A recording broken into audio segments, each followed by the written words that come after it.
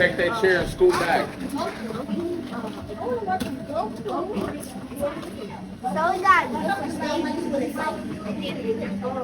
I just got it going around now. We got stages or They just got buttons, then they got it where I can stop it. So I can. Where you get that from? Amazon.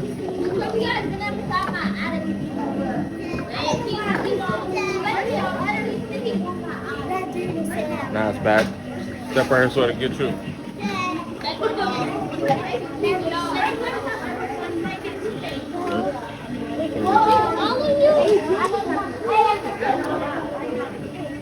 Hurry up, let me get this. Hurry up. I like that. There's yours. Okay. Go ahead and put it up there for me so I can get it. Watch out, Mike. Hold on. Okay. Let me up. Oh, hold on. We need to do it this way. This will be on the outside. There we go. Dropping it down to you. Got it? It's following me. So I need you to set it on my cart like that. Lift up your head. Where's my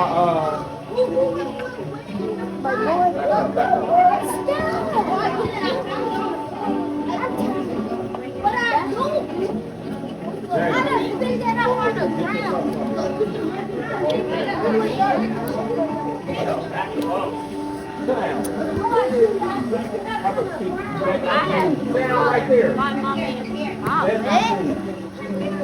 Oh.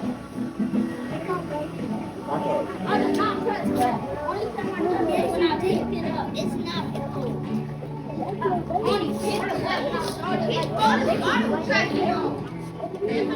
There it's at. Put your paper up there. Mr. Drye. Hey, drop that paper up there and stop playing. Drop the paper off and have a seat. Hey, if your paper is up there on the counter, have a seat. Y'all walk around at just a Million Man March. Sit down. Y'all can get y'all next. I'll sit on that. Yeah, that's good.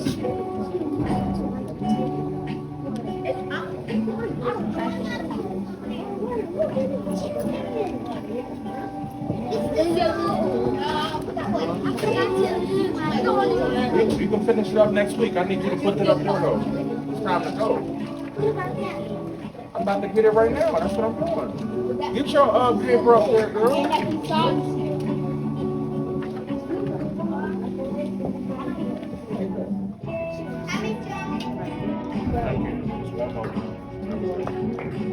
I got it.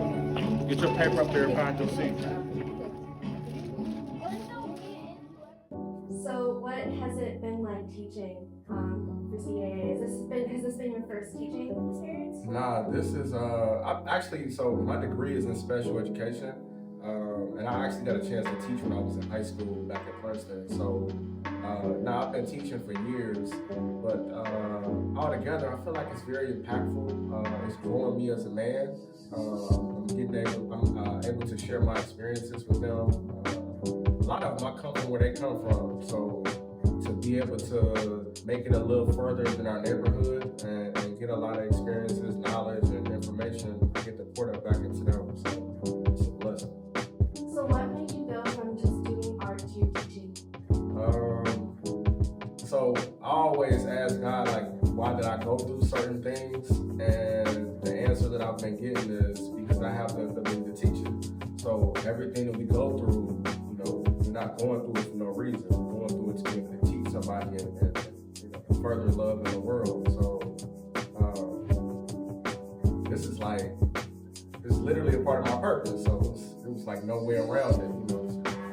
had to be able to share the information in a fast way. Awesome. So how, I'm gonna ask you two questions. So what is your favorite memory with CAA and the Aeronautics Center, and all the Weston, any of those? And then what is your favorite memory teaching with CAA? My favorite memory with CAA is when we got a chance to come see Annie.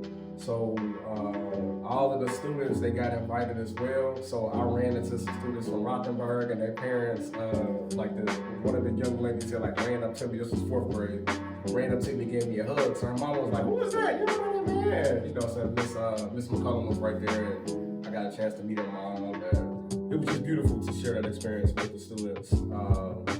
My favorite teaching moment probably comes from Rothenburg as well. One day I was having a horrible day, and sometimes before class, if anything happens like traumatic or dire, sometimes I might call an audible and teach a lesson based off that. That lesson was about the hurricane.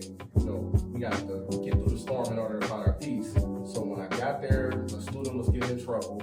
She was having a bad day. So instead of getting mad at her, just set her to the side, said, "Calm down, when you're ready, come back." And I got to talk to her. I'm like, "I want you a part of the class." You know what I'm saying? I'm like, "Please just give it a chance." And they got to see in real time the lesson actually working. So we both had storms that day, and we both had to find our peace. And we got to do it as a class. That's awesome. So what does it feel like when you really find that connection with the student? It's hard to explain. To see a kid grow in real time is amazing, because we're impacting the students in ways that none of us may not see for years to come. So to have the opportunity to see that right there, it's like, man, it's inexplicable. You know what I'm saying? It's beautiful. It's amazing. Why is it so important to give students this opportunity? I always tell them it's a blessing, it's an honor for you to be able to teach there, and work with them. But it's also an honor to have me teaching them as well. You know what I'm saying? I'm a dope artist that I come in and I'm popping in a way where I'm teaching them how to be themselves. So it's really man, it's a blessing. That's really all I can say. It's literally a blessing. So why is art so important to students and to the world now? It's a way for us to communicate. Can I have you say art is? Art is a way for us to communicate. Not everybody was taught how to communicate or how to express themselves, how to be vulnerable.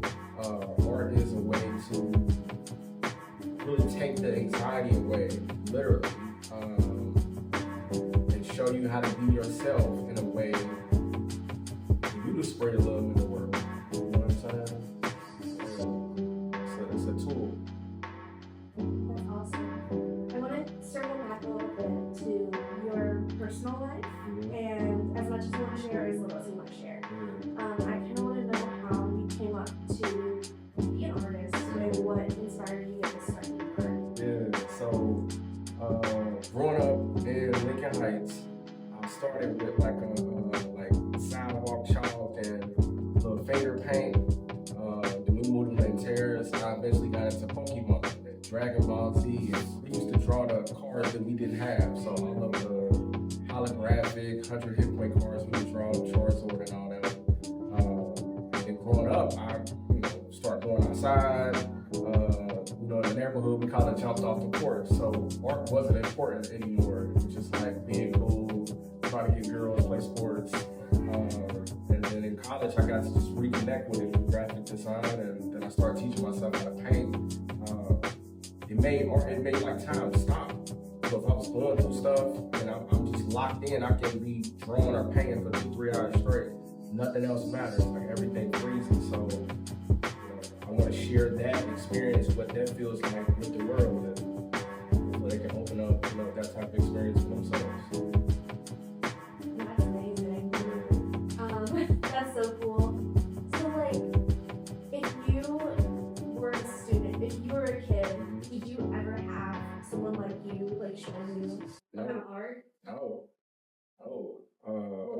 what would it have meant to you to have that?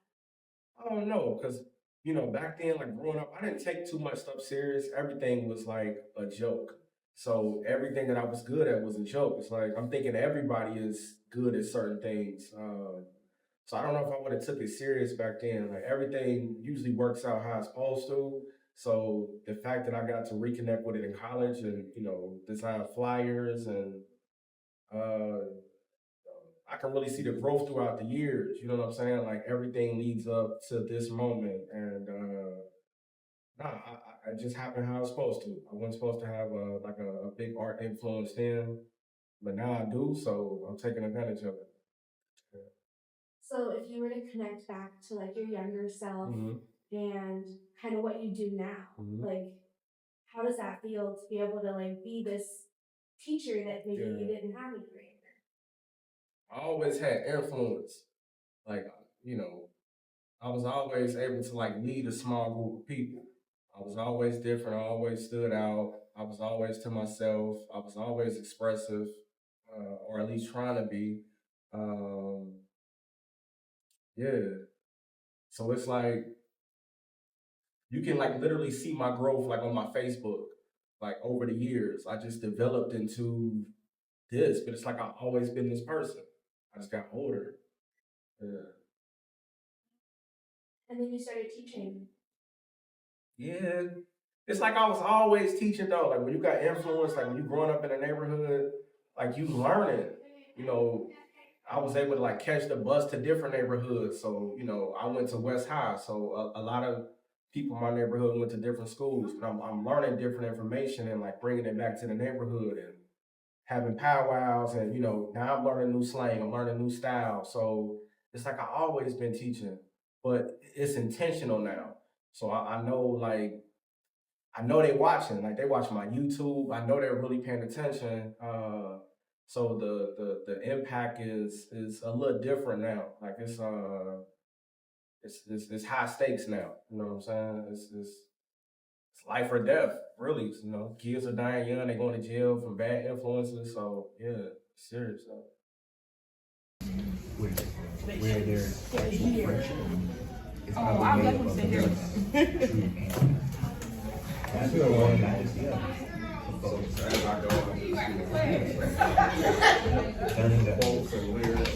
learning that. Thank you for attending, both of you, for that level. Lighting each other fire. And she had her hair, she acting like she got her way. She got her hair.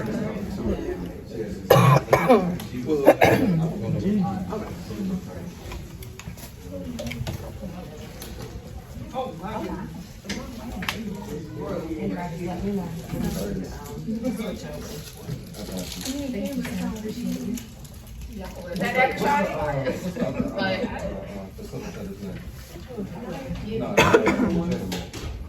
He was here last. CK, he about to. Yes. Oh No. You're good. Yeah, no. Appreciate you. You sure? Yes, sir. Okay. He's probably in the bed.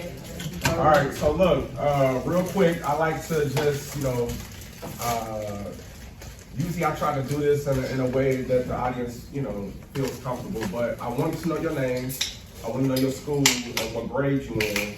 We don't have a lot of time, so I'm gonna run down the line when I point at you. Tell me your name, school, and your grade. Young man in the back, I'll start with you. Name, school, grade. Second grade. Nice to meet you. Ninth grade. Okay.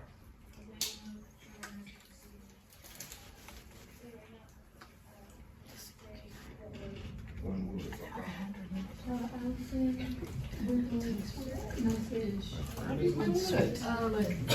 Tina Winwood, ninth grade. Zaria Bonnet is ninth grade. Keith Winter Woods, freshman. Brandon Hawkins. Sixth grade. Mr. Elzadi. St. Francis, fifth grade. Tab, 10th grade. Big singer. Let's go read ninth grade.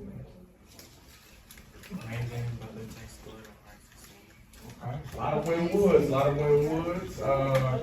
I went to Princeton, I went to West High 2 years, and I went to Princeton my final 2 years, so I'm gonna hold that against the winning woods students. Oh, y'all ain't doing nothing.